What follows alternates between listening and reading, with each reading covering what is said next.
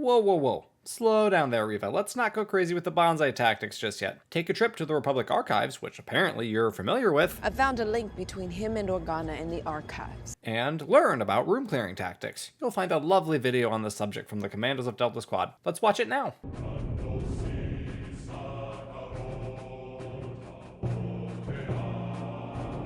In case the lesson wasn't clear, when attacking a room full of tightly packed enemies, throw a detonator. What's that? You forgot to bring any dets? Oh, well then maybe just use the giant cannon you have set up and trained on the door. Another Kenobi episode, another action scene that exudes nonsensical directing, puke-inducing cinematography, and excessive mediocrity all around. Seriously though, would anyone like to explain to me why Reva would not think to use this humongous dealer of plasma bolts on the inhabitants of the room she just breached? They were using it to try and blast through this solid metal door just 2 minutes before this. Why would you not think to use it to vaporize some of your resistance before throwing your troopers into the fire? Even a single shot from that thing should be enough to cause death, destruction, and chaos among the Path's fighters and make your troopers' job significantly easier. But no, apparently they completely forgot about this thing. I can only imagine the turret operator sitting there at the trigger going, "Hey guys, third sister, I could, maybe don't, oh, they're going in. Okay, guess I'll just sit here then. Have fun getting shot at point blank range, guys."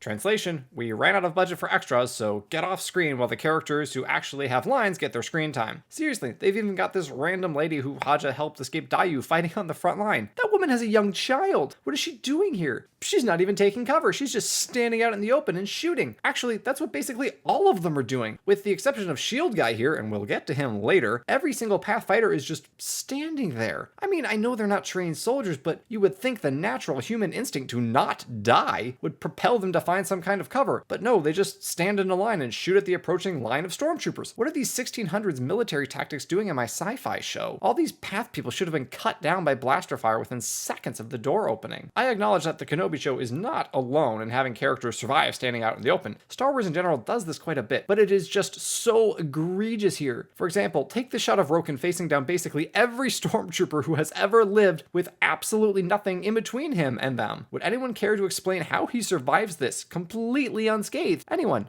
No. Okay then. The only explanation I can come up with is that stormtroopers' helmets have built-in shaky cam, which would make sense because this scene appears to be filmed almost exclusively by a landlubber toddler on a sailboat during a hurricane. Has anyone ever watched something with this much shaky cam and thought, that was great. I'm really glad all the action was blurry and unfocused. I really enjoyed not being able to see what was happening 80% of the time. I swear shaky cam is just being used here to try to get us to ignore how absurd the actual action is by confusing us to the point where we only see red and blue lights and think we've watched an actual battle. Hey, these people took cover. These are now my new favorite characters in Star Wars canon. Naturally, one of the very few times we actually see the stormtroopers hit anything, 5 of their shots hit this shield in the space of a second. Did that hunk of metal have something insulting written on it that's only visible within a stormtrooper helmet? No one else around Shield Guy gets hit. His shield just magnetically draws all the fire because of course it does. I was going to go off on the show here for introducing thin metal sheets as a reliable instrument for stopping blaster fire, but while doing some research for another video, I was watching some Clone Wars, and lo and behold, the clone troopers in this episode are using shields, like Republic issued portable metal shields that appear to be quite effective at stopping plasma bolts. Are these shields made from some incredibly expensive metal? If so, how did the Path manage to create not one but 2 of them? And these definitely aren't the shields being used by the clones in that episode, as they are much smaller and don't have the viewport at the top or the Republic emblem. How cool would it have been if they were using those shields? The Path managed to scrounge Republic leftovers after the collapse. That I would believe, and it would be a neat callback that would be recognized by the beautiful nerds among you who doubtless would have immediately recognized these shields and where they're from.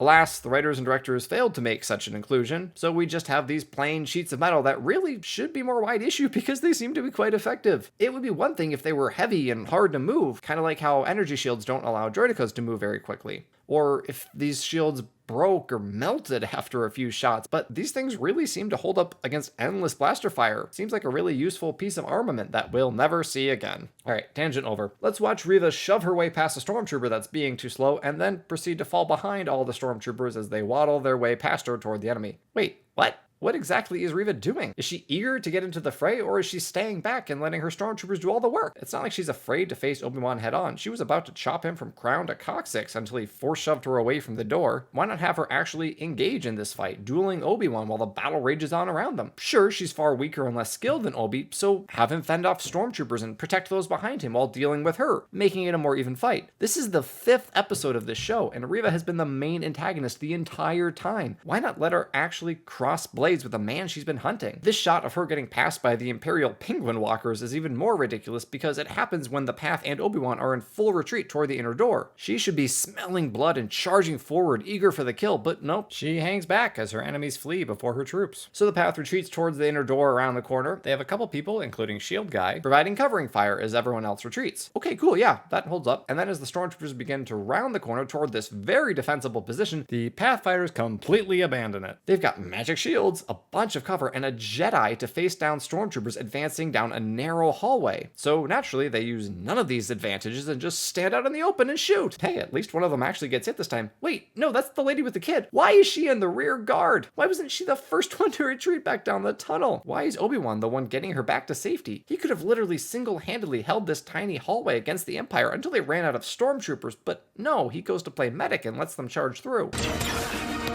Rookie mistake getting within reach of Tala's slaps there, buddy. Finally, something with weight in this fight scene. See, when you direct a battle sequence that has people endlessly shooting at each other, standing out in the open, it makes both sides seem weak, flimsy, and incompetent. It makes the stakes seem so much lower than the writing would have you believe because there's very little actual interaction, very few actions and consequences moments, just two separate sides shooting largely ineffective plasma bolts at each other. But this punch from the loader droid sending that poor trooper flying back to his comrades, that's the kind of stuff we like to see. Now, is it silly that this droid is still standing considering how long it's been out in the open? Yeah, it is. But at least it did something that actually looked cool.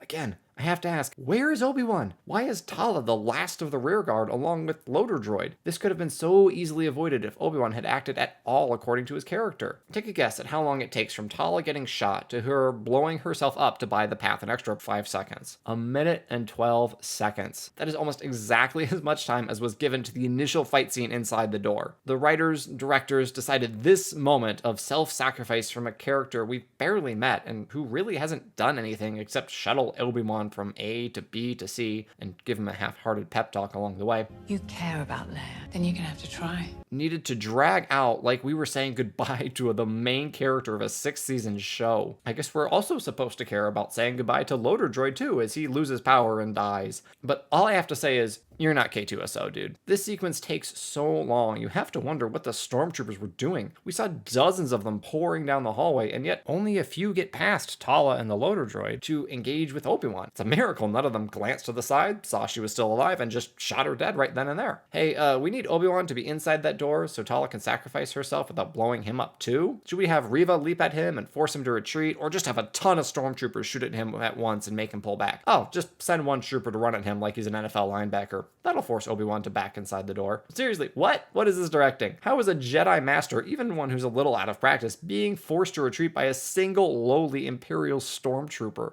I just rattled off 2 other far more plausible ways you could force Obi-Wan to back up, and I thought about it for about 1/10 of the time that it took Tala to die.